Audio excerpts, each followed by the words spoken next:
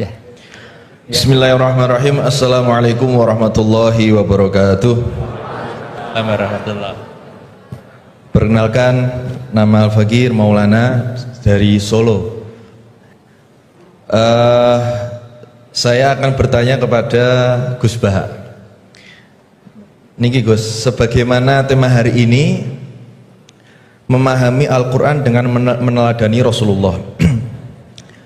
Kami sering mendengar pengajian Gus Baha, yang mana Gus Baha sering mengaturkan, sering berkata, semakin banyak ayat yang kita pahami, semakin kita dekat dengan Allah Subhanahu Wa Taala. Kurang lebih begitu, kalau salah nyuwun ngapunten. Atau bahkan Syekhona Maimun, Mbah Maimun menika juga dawuh, seberapa banyak kamu paham Al-Quran, maka sedekat itulah kamu dengan Allah Subhanahu Wa Taala. Pertanyaannya Gus, kami terutama kulo mewakili anak muda yang awam ini, banyak yang tidak jebolan pondok pesantren, bahkan tidak tahu bahasa Arab, hanya bisa membaca terjemah. Lah ini sedangkan panjenengan sering dawuh kalau misalkan memahami Al-Quran itu harus malian bil Arabiyah, harus menguasai mufradat banyak bahasa Arab. Tapi kita ini juga pengen dekat dengan Allah, pengen dekat dengan Allah. Nah, apakah kita boleh membaca terjemah, sedangkan terjemah ini tidak bisa mewakili makna ayat itu? Niki yang pertama. Yang kedua, buatan berat. Yang kedua, yang ringan. Hari-hari ini lagi viral berita seorang Gus.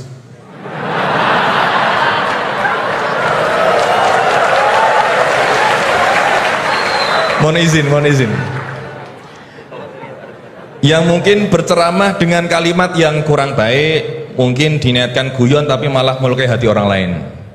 Tapi Masya Allah Gus Baha guyon tapi tidak pernah melukai hati orang lain.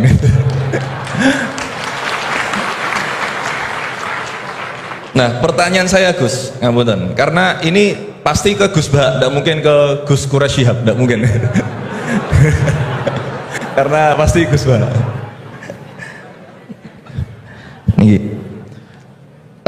Sebenarnya sejarah panggilan Gus ini seperti apa gitu? Apakah hanya dimaknai Gus ini adalah anaknya Kiai terus dipanggil Gus, atau bahkan mantunya Kiai saja, kalau jenengan katanya Gus naturalisasi gitu.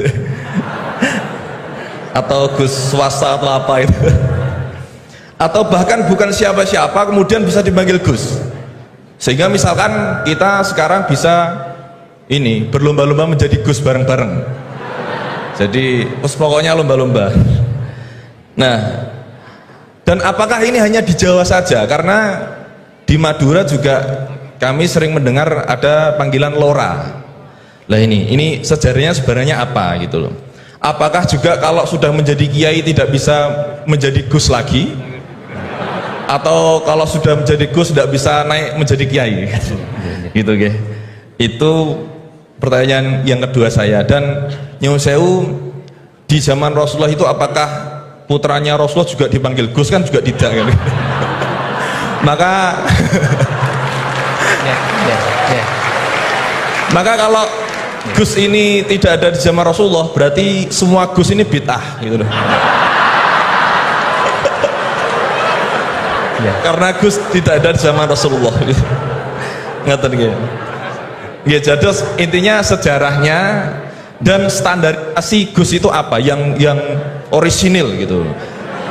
Yang kalau misalkan di dunia, di Indonesia ini yang Gus orisinil hanya jenengan, berarti semuanya palsuan gitu.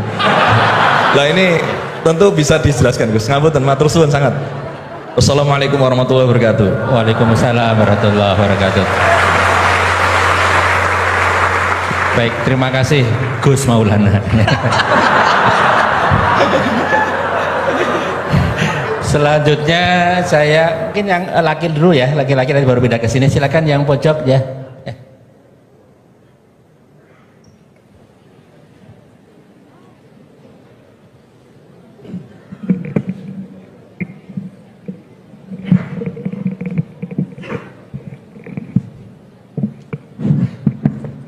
Assalamualaikum warahmatullahi wabarakatuh. Waalaikumsalam warahmatullahi. Terima kasih Pak Rektor atas kesempatannya. Yang saya hormati Gus Baha, Prof. Quraisy. Saya Jamaluddin Ghaffur dari Fakultas Hukum UII. Ingin bertanya ke Prof. Quraisy dan Gus Baha.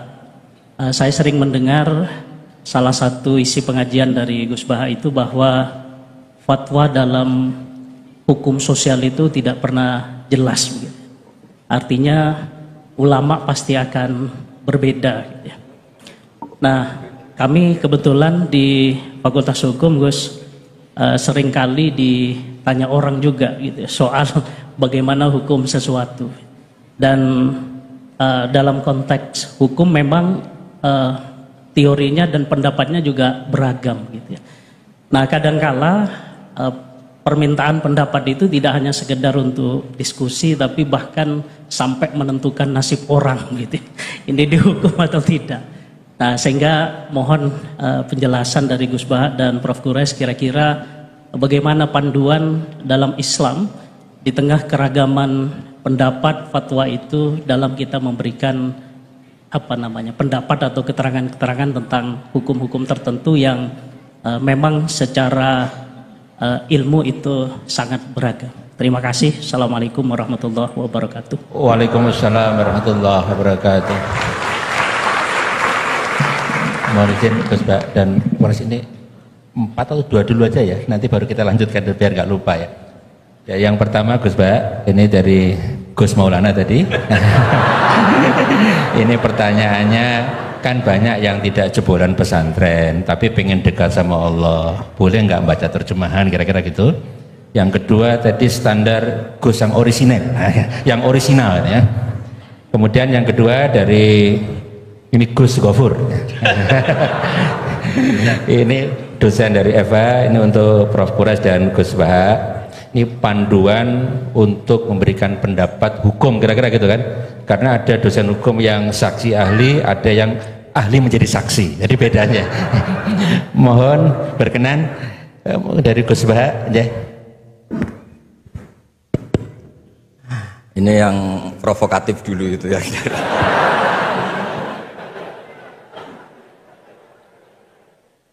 Semoga diampuni oleh Allah Ta'ala. Begini, satu itu saya tidak medsosan, tapi ya dengar-dengar laporan macam-macam lah tentang sekian pihak itu. Begini, saya cerita ini biar sampean tahu bahwa Pak Rektor ngundang saya ini tidak salah kan. Memang benar-benar pemateri yang baik. Ya kalau kata Nabi Yusuf kan inni hafizun alim, orang harus zikru manaqib nafsi, orang boleh cerita kelebihannya asal itu faktual. Begini, suatu saat, ini cerita di kitab Ihya, suatu saat Nabi Musa itu sholat istisqa, itu doa apa saja itu sudah dipakai, nggak mandi, Nabi Musa nggak mandi, tetap nggak mandi. Kata Allah, inna fihim namaman, di komunitas anda yang ikut sholat itu ada yang tukang adu-adu, namam, provokator. Maka kamu doa kayak apa tetap nggak akan saya ijabahi. Nabi Musa, ya gampang Gusti, tunjukkan orang itu siapa, nanti saya usir dari majelis.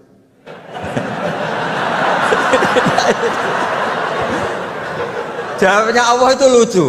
Saya ini orang yang mengharamkan namam, mengharamkan namimah. Kalau saya menunjuk orang itu berarti saya juga namam. Intinya itu Allah terus mengabaikan sekian peristiwa namam. Jadi kalau pertanyaan provokatif terus kayak gitu tuh mesti diabaikan oleh Allah Ta'ala. Karena nanti repot itu. Repot. Memang saya termasuk Gus yang asli itu jelas kalau itu.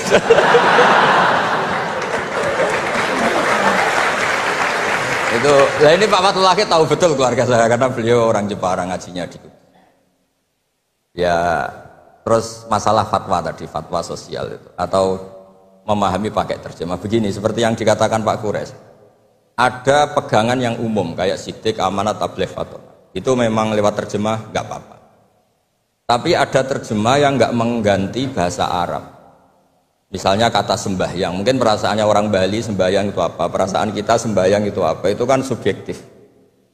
Misalnya begini, ada ayat yang agak sensitif. Ketika Anda salah paham dengan istri itu wadribuhun, fahjuruhunna fil madhaji wadribuhun. Itu kan riskan betul. Maka pukullah istri kamu. Mukul itu kan konotasinya itu buruk. Tapi di semua tareh, saya bilang tidak sebagian, di semua tareh itu disebut dorban ghairu mubarrihin, mukul yang tidak melukai. Jadi orang Arab itu punya adat, kalau kecewa itu dorobu bin ni'al wassaub. Jadi mukul itu pakai kain, pakai kacu, pakai. Nah, di Jawa kata mukul itu ya mesti kekerasan itu. Nah, yang jenis ini itu riskan kalau dari bahasa Arab pindah ke Jawa. Jadi ada yang riskan, ada enggak. Nah, sebab itu saya sering bilang, saya ini kan belajar tafsir insya Allah lah, khatam. Cuma saya tidak suka nulis, karena sudah ada yang nulis. Karena saya nulis tetap saja dianggap top Pak Kures, jadi tidak usah nulis lah, sudah ada. Begini, yang penting saya menghormati beliau karena nulis khatam. Pentingnya nulis itu memang khatam, mulai awal A sampai Z. Pentingnya khatam itu apa? Di situ ada dialog. Ada dialog Allah sama nabinya, sama kekasihnya, bahkan sama musuhnya. Misalnya sama musuhnya, itu Nabi Musa masih dibilangi sama Allah, faqula lahu qawlan layyinan. Ini penting saya utarakan. Nah, suatu saat Harun Ar-Rasyid ini didatangi ustadz, mungkin ustadz yang amatir lah, masih latihan ustadz, jadi masih ekstrim itu. Ya Amirul Mukminin, ini nasihun lak, famusyaddidun alaika, fala tajidanna fi nafsika aliyya syai'an. Ya sampai latihan bahasa Arab nanti Pak Rektor. Bukan Anda, Gus naturalisasi tadi, Anda. Saya akan memberi nasihat engkau. Kemudian cara nasihat saya itu musyaddid, ekstrim. Maka jangan kamu anggap serius. Maksudnya jangan penjarakan saya ketika saya nasihat ke kamu ini kasar. Jawabnya Harun Ar-Rasyid itu langsung bilang gini. Bilang ya jahil, ini karena Arab. Orang Arab itu kalau ngomong jahil itu tidak sekasar yang kamu bayangkan, karena makanya bahasa Arab itu susah. Saya itu ini cerita ke Pak Kures, ini curhat, bukan cerita mufti, curhat. Kiai Jawa kalau maknani wailak waihak itu ciloko kue. Padahal sering Nabi itu kalau kecewa sama seseorang bilang wailak sama waihak. Nah, akhirnya santri tanya, lo katanya Nabi itu halus sopan santun kok ngendikan wailak waihak, yang artinya itu celaka kamu. Ada orang tanya Nabi dan orang itu tidak paham. Nabi ngendikan apa? Isakilat ka umuk. Cek siale mbokmu dan anak kue. Diterangkan nggak paham.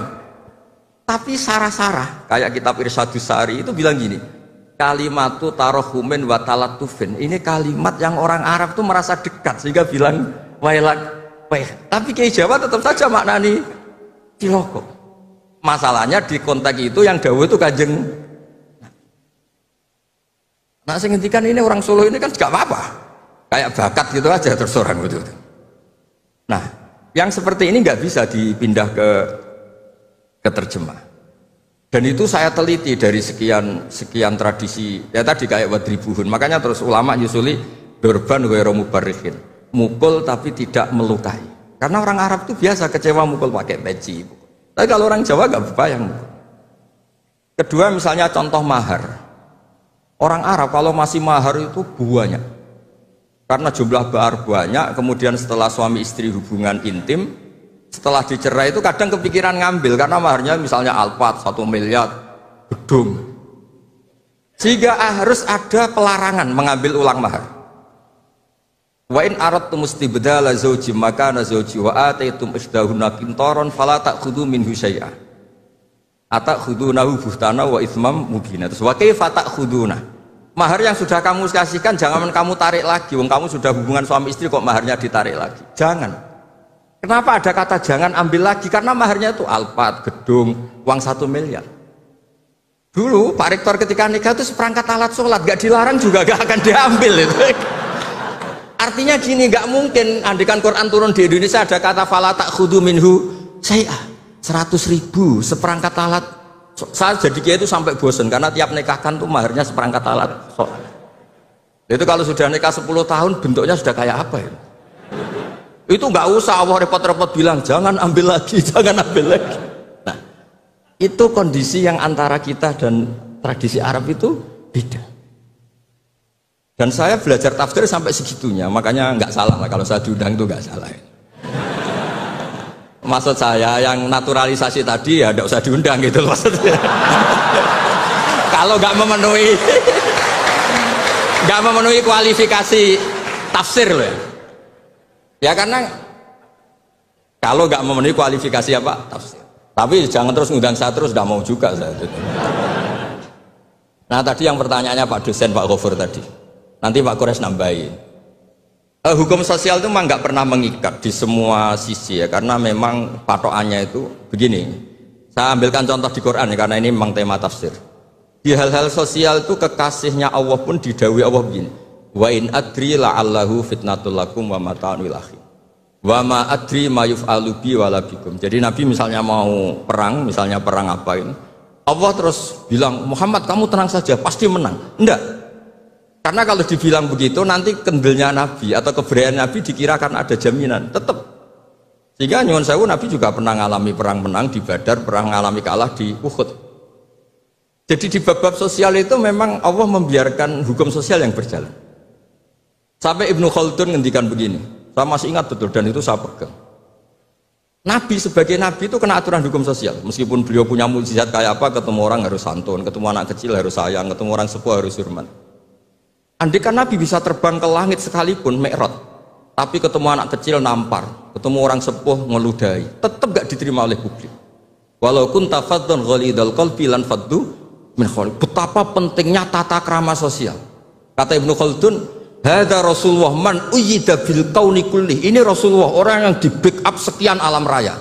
Tapi sekali melanggar tata krama sosial, tetap lan faddu min khawlik. Orang akan bubar.